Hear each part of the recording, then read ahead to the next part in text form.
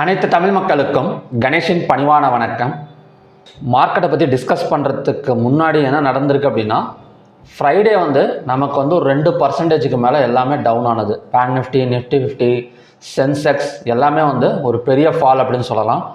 இன்றைக்கி ரெக்கவரி, அதாவது எப்போ ரெக்கவரி அப்படின்னா ஒரு மணிக்கு மேலே ரெக்கவரி ஸ்டார்ட் ஆகிருக்கு. கிட்டத்தட்ட 2% டவுன் ஆன இடத்துல பேங்க் நிஃப்டி எல்லாம் பார்த்திங்க அப்படின்னா இன்றைக்கி 1.5% மேலே வந்திருக்கு. நிஃப்டி 50 ஒரு 289 பாயிண்ட்ஸ், ஃபின் நிஃப்டி ஒரு 434 பாயிண்ட்ஸ், சென்செக்ஸ் ஒரு 1000 பாயிண்ட்ஸ் எல்லாம் நமக்கு ஒரு க்ரீன் சிக்னல் கொடுத்துருக்கு. நல்லா தானே இறங்கிட்டு இருந்தது, இப்போ என்னங்க திடீர்னு ஒரு க்ரீன் சிக்னல் அப்படின்னு பார்த்தோம் அப்படின்னா, நிஃப்டி இதுக்கு முன்னாடியெல்லாம் 1% இறங்கினா அதுக்கு அடுத்த நாள் ஒரு 1% ரெக்கவரி கொடுத்துட்டு இருந்தது. அந்த ஃப்ரைடே மட்டும்தான் கேப் டவுன் தொடர்ந்து கண்டினியூஷன் ஆனது. இன்றைக்கி ஒரு நல்ல ஒரு ரெக்கவரி கொடுத்துருக்கு. இதுக்கு 2 ரீசன் சொல்லலாம். என்ன ரீசன் அப்படின்னா, ஸ்ட்ரெயிட் ஆஃப் ஹார்மஸில் மற்ற நாடுகளோட கப்பலை நாங்கள் அலோவ் பண்ணுறோம் அப்படின்னு சொல்லி நேற்றே பார்த்திங்க அப்படின்னா ஈரான் சைட்லேருந்து ஒரு அனௌன்ஸ்மெண்ட் கொடுத்துருந்தாங்க. எந்தெந்த கப்பலுக்கு அனுமதி இல்லை அப்படின்னு சொல்லியிருந்தாங்க அப்படின்னா, யூஎஸ், அப்புறம் பார்த்திங்க அப்படின்னா இஸ்ரேல், இந்த 2 நாடுகளோட ஷிப்ஸுக்கு மட்டும்தான் அலோட் இல்லை, மற்றதுக்கெல்லாம் நம்ம அலோவ் பண்ணுறோம் அப்படிங்கிற மாதிரி சொல்லிட்டாங்க. இப்போ யூஎஸ் கவர்மெண்ட் என்ன பண்ணிட்டாங்க அப்படின்னா, நாங்கள் ஒரு சில கண்ட்ரிஸை ஆட் பண்ணியிருக்கோம், அதாவது நாங்கள் தனியாக போனால் தானே விட மாட்டீங்க, எங்கள் கூட ஒரு 4-5 கண்ட்ரிஸோட கப்பலும் வரும் அப்படிங்கிற மாதிரி ஒரு அக்ரிமெண்ட் ஃபார்ம் பண்ணியிருக்காங்க. ஸோ அதை சொல்லியிருக்கிறாங்க. இந்த மாதிரி நாங்கள் ஒரு சில கண்ட்ரிஸோட ஃபார்ம் பண்ணி அவங்களும் அதை அக்செப்ட் பண்ணிட்டாங்க அப்படிங்கிற ஒரு நியூஸ் மட்டும்தான் வந்திருக்கு. அது எந்தெந்த கண்ட்ரிஸ் அப்படிங்கிற ஒரு நியூஸ் வரல. ஓகேங்களா? ஸோ இந்த மாதிரி போனால் ஒரு அலோவ் பண்ணுறதுக்கான சான்சஸ் இருக்குது அப்படிங்கிற மாதிரி ஒரு கான்செப்டில் நமக்கு என்ன ஆயிடுச்சு அப்படின்னா, டவ் ஜோன்ஸ், நாஸ்டாக், ஸோ இந்த மாதிரி ஸ்டாக்ஸ், யூஎஸ் கவர்மெண்ட் ஸ்டாக்ஸ்லாம் பார்த்திங்க அப்படின்னா கொஞ்சம் மேலே வந்திருக்கு. ஓகேங்களா? இப்போ இன்னொரு நியூஸ் பேங்க் ஆஃப் அமெரிக்கா என்ன சொல்லிட்டாங்க அப்படின்னா, $100 மேலே நீங்கள் க்ரூட் ஆயிலை வச்சுக்க வேணாம், ஆயிலை செல் பண்ணிடுங்க அப்படிங்கிற மாதிரி அவங்க ஒரு எச்சரிக்கை மாதிரி கொடுத்துருக்காங்க. ஏன் அந்த மாதிரி சொல்லியிருக்காங்க அப்படின்னா, இப்போ நீங்கள் $100 மேலே துரத்துனீங்க, ஆயிலை துரத்துனீங்க அப்படின்னா 140, 120 கொண்டு போயிட்டீங்க அப்படின்னா கண்டிப்பாக ரேட் ஆஃப் இன்ட்ரெஸ்ட் நாங்கள் ஏற்ற வேண்டிய சூழ்நிலையெல்லாம் நாங்கள் இருக்கிறோம். அதனால் நாங்களும் விற்றுட்டோம், நீங்களும் அதுக்கு மேலே துரத்தாதீங்க, ஸோ செல் பண்ணிடுங்க அப்படிங்கிற மாதிரி ஒரு அனௌன்ஸ்மெண்ட் கொடுத்துருந்தாங்க. ஸோ இதுக்கு முன்னாடி இதே மாதிரி ஒரு அனௌன்ஸ்மெண்ட் சில்வருக்கும் கொடுத்துருந்தாங்க. அப்போ அந்த இடத்துல நமக்கு கொஞ்சம் ஃபால் இருந்தது. ஸோ இனிமேட்டு வந்த இடத்துல இப்போ இந்த 2 நியூஸுமே கம்பைனான நியூஸ். இந்த 2 நியூஸுமே நமக்கு க்ரூட் ஆயிலோட சப்ளை நியூஸை தான் கொடுக்குது. இப்போ அவங்க மட்டும் போகாமல் ஒரு சில கண்ட்ரிஸோட போகிறப்ப அந்த இடத்துல பாஸ் பண்ணுறதுக்கான சான்சஸ் இருக்குது. ஸோ அது ஒரு சப்ளை நியூஸு. அதே மாதிரி $100 மேலே வச்சுருக்காதீங்க, விற்றுருங்க அப்படின்னு பேங்க் ஆஃப் அமெரிக்கா இன்டிமேட் பண்ணியிருக்கனால அதுவும் க்ரூட் ஆயிலுக்கு சப்ளை நியூஸ் தான். ஓகேங்களா?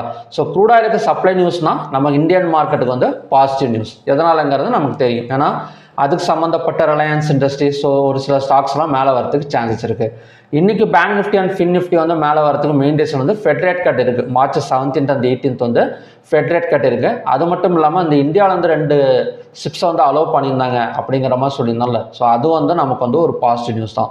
ஸோ இது கண்டினியூ ஆகுமா? ஏன்னா நாளைக்கு நமக்கு நிஃப்டி எக்ஸ்பைரி இருக்குது. ஏன்னா எப்போல்லாம் நமக்கு பை சிக்னல் கொடுக்குதோ அடுத்த நாளே ஒன்று எக்ஸ்பைரி வந்துடும். ஓகேங்களா? ஸோ அந்த எக்ஸ்பைரி எப்படி மூவ்மெண்ட் கொடுக்குதுன்னு பார்க்கறதுக்கு முன்னாடி ஒரு சில டேட்டாஸை பார்த்துட்டு ஸோ நம்ம சப்போர்ட் அண்ட் ரெசிஸ்டன்ஸை பற்றி டிஸ்கஸ் பண்ணலாம். இப்போ ஸ்டாக் ஹீட் மேப்பை எடுத்துக்கிட்டோன்னா ஃபுல் அண்ட் ஃபுல் கிரீன் தான். இப்போ காலையிலலாம் கொஞ்சம் டேஞ்சரில் இருந்தது. கிட்டத்தட்ட ஒரு 1 மணி வரைக்கும் பார்த்திங்க அப்படின்னா ஃபுல்லாக ஒரு ரெட்டில் இருந்தது. ஒரு 1 மணிக்கு மேலே க்ரீனுக்கு சேஞ்ச் ஆகிருக்கு. ஹெச்டிஎஃப்சி ஒரு 3.5%, State Bank of India 2.12%, Axis Bank, Kotak Bank, Bajaj Finserv, Bajaj Finance, banking and finance stocks கொஞ்சம் மேலே ஏறும். நாளைக்கு ஒரு நாள் வேணால் ப்ராஃபிட் புக்கிங் நடக்கும், பார்க்கலாம். இப்போ 17th 18th தான், நாளைக்கு எப்படி 18th தான் அனௌன்ஸ்மெண்ட் பண்ணுவாங்க. அப்படி இருக்கிறப்ப நாளைக்கு ஒரு நாள் மட்டும் கொஞ்சம் வாலட்டிலிட்டியாக எடுக்கிறதுக்கான சான்சஸ் பேங்கிங் அண்ட் ஃபினான்ஸில் இருக்குது. நெக்ஸ்ட் ரிலையன்ஸுக்கு இப்போ க்ரூட் ஆயில் சப்ளைனாலே அதிகமாக அட்வான்டேஜ் எடுக்கக்கூடிய ஒரு ஸ்டாக் அப்படின்னா ரிலையன்ஸ் தான். ஸோ ரிலையன்ஸ் ஒரு ஹை வெயிட்டேஜ் ஸ்டாக்ஸுங்கிறனால கண்டிப்பாக நிஃப்டியை கொஞ்சம் புஷ் பண்ணி மேலே வந்துட்டுருக்கு. ஸோ அடுத்தது பார்த்திங்க அப்படின்னா ஆட்டோ செக்டார் நல்லாவே பர்ஃபார்மன்ஸ் கொடுத்துருக்கு. ஆட்டோ செக்டார் எல்லாமே பார்த்திங்கன்னா அந்த நியூஸ் வந்ததுக்கப்புறம் நமக்கு மேலே வந்திருக்கு. Ultra cement, Tata steel, JSW 3 மற்றபடி கிராசிம் எல்லாமே ஒரு பாசிட்டிவில் டர்ன் ஆயிருக்கு. ஓப்பன் இன்ட்ரெஸ்ட் டேட்டா பார்த்தோம் அப்படின்னா ரொம்ப நாள் கழிச்சு கால் ஆப்ஷனை பை பண்ணி புட் ஆப்ஷனை செல் பண்ணியிருக்கிற மாதிரி. ஸோ லாஸ்ட் டைமில் வந்து கண்டிஷன்ஸ் வந்து கொண்டு வந்துட்டுருக்காங்க. நெக்ஸ்ட் வந்து பார்த்தோம் அப்படின்னா என்எஸ்சியில் மொத்தம் 3320 ஸ்டாக்ஸ் வந்து ட்ரேட் ஆகிருக்கு. அதில் 1135ங்கிறது பாசிட்டிவ், 2089ங்கிறது நெகட்டிவ், அன்சேஞ்சுங்கிறது 96. 52 வீக் ஹையில் 17 ஸ்டாக்ஸும் 52 வீக் லோவில் 759 ஸ்டாக்ஸ் இருக்குது. ஸோ எப்போவுமே ஆல்ரெடி 50 வீக் லோவில் வந்து 700 ஒரு 200-300க்கு மேலே இருந்தாலே அந்த இடத்துல இன்வெஸ்டர்ஸ் வந்து வந்துருவாங்க. ஸோ இந்த தடவை பார்த்தீங்கன்னா அப்படின்னா 759 ஸ்டாக்ஸ் பக்கம் இருக்கனால கண்டிப்பாக கொஞ்சம் இன்வெஸ்டர் உள்ளார வரதுக்கு சான்சஸ் இருக்குது. அப்பர் சர்க்கிளில் 47ம் லோயர் சர்க்கிளில் 142. ஸோ மற்றபடி எல்லா செக்டார்லையும் நான் தான் சொன்னல, இந்த நியூஸ் வர்ற வரைக்கும் எல்லா செக்டாரும் பார்த்திங்க அப்படின்னா அமைதியாக இருந்தது அப்படின்னு சொல்லலாம். ஸோ அதுக்கப்புறம் தான் பார்த்திங்க அப்படின்னா இன்வெஸ்டர்ஸ் வந்து உள்ளார வந்து புஷ் பண்ணி மேலே கொண்டு வந்திருக்காங்க. ஓகேங்களா, இதில் அதிகமாக டேமேஜ் ஆனது health sector, media, pharma sector. So இதுதான் பார்த்திங்கன்னா கொஞ்சம் இன்னும் வந்து இன்வெஸ்டர்ஸ் உள்ளார வரலையே தவிர மற்றபடி எல்லாமே மேலே வந்திருக்கு.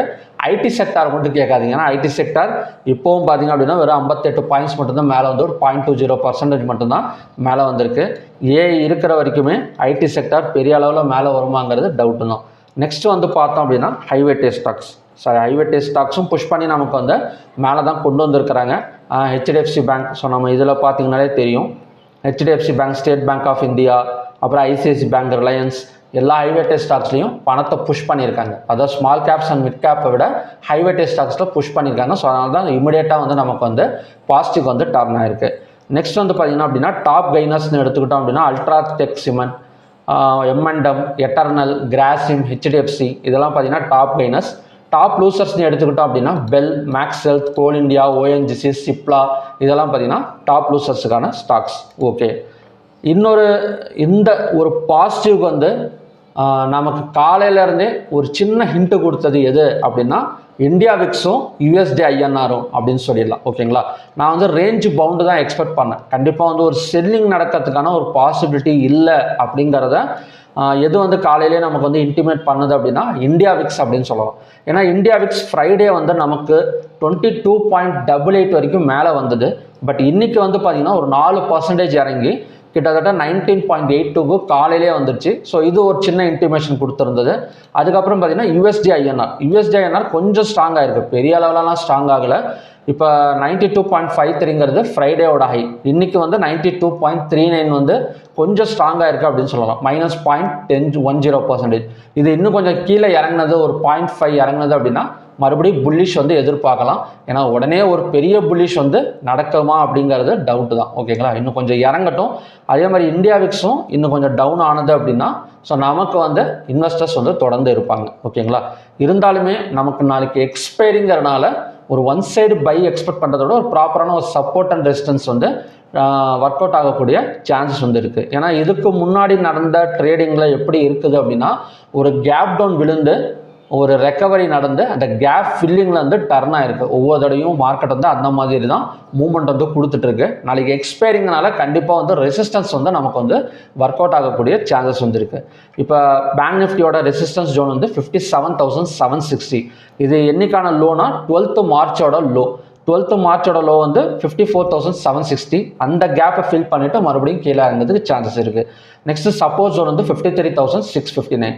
இப்போ நிஃப்டி எடுத்துக்கிட்டால் சேம் தான். அந்த ரெசிஸ்டன்ஸ் இப்போ க்ளோஸுக்கு மேலே ஓப்பன் ஆனால் ஒரு பை சைடு போகலாம். 23,559ல் ரெசிஸ்டன்ஸ் எடுத்துகிட்டு மறுபடியும் டவுன் ஆகக்கூடிய சான்சஸ் இருக்குது. இல்லைனா ஃப்ளாட் மார்க்கெட் ஓப்பனிங் எடுத்தால் கூட இந்த 23,114ல் ஒரு ட்ரிபிள் பாட்டம் சப்போர்ட் வந்து ஸோ நிஃப்டி வந்து எடுக்கிறதுக்கு பாசிபிலிட்டிஸ் இருக்குது. ஃபின் நிஃப்டி மட்டும்தான் கொஞ்சம் வந்து புல்லிஷ் சைடு வந்து ஸ்ட்ராங்காக இருக்குது அப்படிங்கிற மாதிரி சொல்லலாம். இப்போ ஃபின் நிஃப்டி ஏன் சொல்கிறேன் அப்படின்னா புல்லிஷ் என்கல்ஃபிங் கேண்டில் வந்து ஃபார்ம் ஆயிருக்கு. புல்லிஷ் என்கல்ஃபிங் கேண்டில்னால் என்னென்னா ஒரு ரெட் கலர் கேண்டில் ஒரு க்ரீன் கலர் கேண்டில் வந்து ஃபுல்லாக ஆக்குப்பை பண்ணணும். அதாவது பையர்ஸ் வந்து கம்ப்ளீட்டாக உள்ளார இருக்கிறாங்க அப்படிங்கிறத ஐடென்டிஃபை பண்ணுறதுக்கு தான் இந்த கேண்டில் வந்து ஃபார்ம் ஆகுது. ஸோ எப்போவுமே இந்த மாதிரி கேண்டில் ஃபார்ம் ஆனால் ஹையாக பிரேக் அவுட் பண்ணாலோ இல்லை க்ளோஸுக்கு மேலே ஓப்பனிங் வச்சாலோ கண்டினியூஸாக புல்லிஷ் எடுக்கிறதுக்கு சான்சஸ் இருக்குது.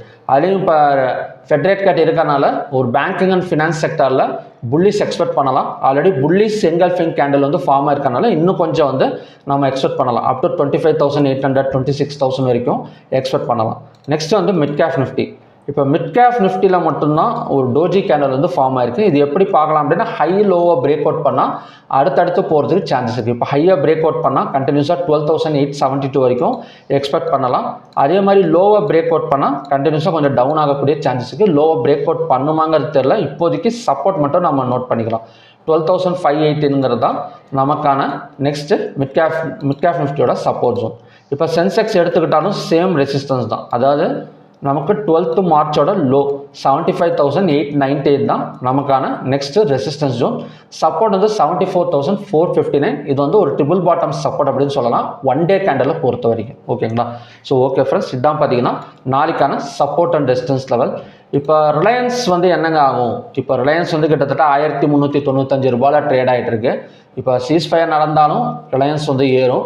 அதே சமயம் இந்த ஸ்ட்ரெயிட் ஆஃப் ஹார்மஸ் வழியாக ஒரு யூஎஸ் கப்பலும் இஸ்ரேல் கப்பலையும் கடந்து வந்துருச்சு அப்படின்னா கண்டிப்பாக வந்து ஒரு சப்ளை ஆல்ரெடி நமக்கு வந்து இந்தியாவில் 2 ஷிப்ஸ் அலோவ் பண்ணது ரிலையன்ஸுக்கு வந்து சப்ளை தான். ஓகேங்களா? இப்போ க்ரூட் ஆயில் மறுபடியும் சப்ளை நடந்தது இன்னும் கொஞ்சம் ஸ்ட்ராங்காக இருந்தது அப்படின்னா கண்டிப்பாக வந்து மேலே வரத்துக்கு சான்சஸ் இருக்குது. அது மட்டும் இல்லாமல் இந்தியா அண்ட் சைனா வந்து மீட்டிங் மாதிரி வச்சுருக்கிறாங்க. என்ன சொல்லியிருக்காங்க அப்படின்னா அதிகபட்சமாக ஆயிலை வாங்குறதே வந்து இந்தியாவும் சைனா தான். ஸோ அவங்க வந்து ஏதாவது பேசி பார்க்கலாமா, இந்த வாருக்காக ஏதாவது ஒன்று பேசி பார்க்கலாமா அப்படிங்கிற மாதிரி ஒரு மீட்டிங் வந்து நடந்துகிட்ருக்கு. பார்க்கலாம் அதோட இம்பேக்ட் வந்து ஏதாவது இருந்தது அப்படின்னா ரிலையன்ஸுக்கெல்லாம் இன்னும் கொஞ்சம் குரோத்து தான். ஓகேங்களா?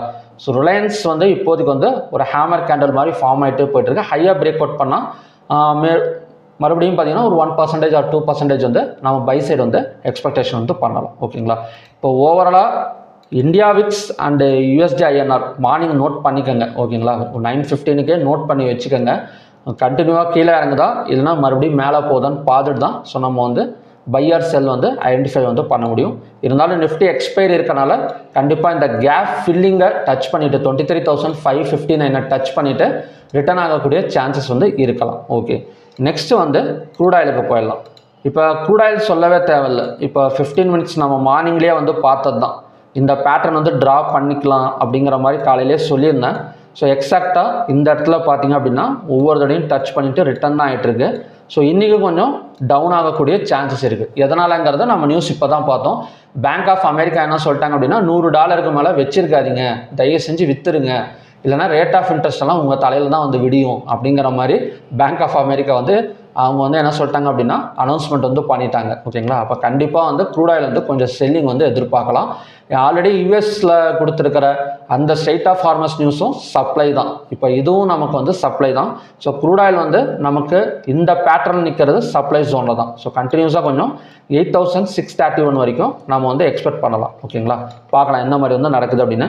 இன்னும் கொஞ்சம் ஸ்ட்ராங்காக ஏதாவது ஒரு ட்ரெண்ட் லைன், அதாவது ட்ரெண்ட் லைன் கிடையாது, ஒரு நெக் லைன் ட்ரா பண்ணோன்னா 90-80.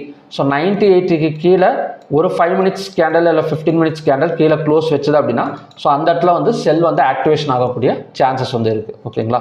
ஸோ ஓகே ஃப்ரெண்ட்ஸ், இதுதான் பார்த்தீங்கன்னா கண்டிஷன்ஸ் க்ரூட் ஆயிலோடது. நெக்ஸ்ட் வந்து நேச்சுரல் கேஸ் பார்த்துடலாம். இப்போ நேச்சுரல் கேஸ் நிற்கிறதே நமக்கு வந்து சப்போர்ட் ஜோனில் தான். ஓகேங்களா? சப்போர்ட் ஜோனை பிரேக் அவுட் பண்ணிடுச்சு. இப்போ காலையில் இந்த இடம் வந்து சப்போர்ட் ஜோன் அப்படின்னு சொல்லியிருந்தேன்.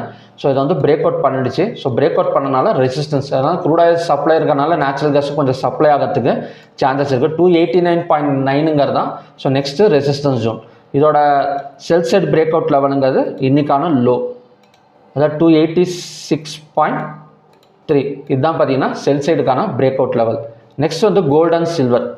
இப்போ கோல்டன் சில்வரை பொறுத்த வரைக்கும் செல்லிங் ஆல்ரெடி மார்னிங்லேயே பார்த்தது தான். இந்த இடத்த பிரேக் அவுட் பண்ணிவிட்டு கீழே கேண்டல்ஸ் க்ளோஸ் ஓப்பனிங் வச்சது அப்படின்னா செல் சைடு பாசிபிள்னு சொல்லியிருந்தேன்.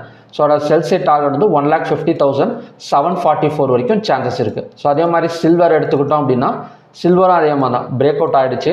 ஸோ அதோட நெக்ஸ்ட் டார்கெட்னு எடுத்துக்கிட்டோம் அப்படின்னா 2,29,114. அவ்வளோ இறங்கினா கூட கண்டிப்பாக வந்து நெக்ஸ்ட்டு சப்போர்ட் ஜோனுங்கிறது இந்த ஜோன் தான்.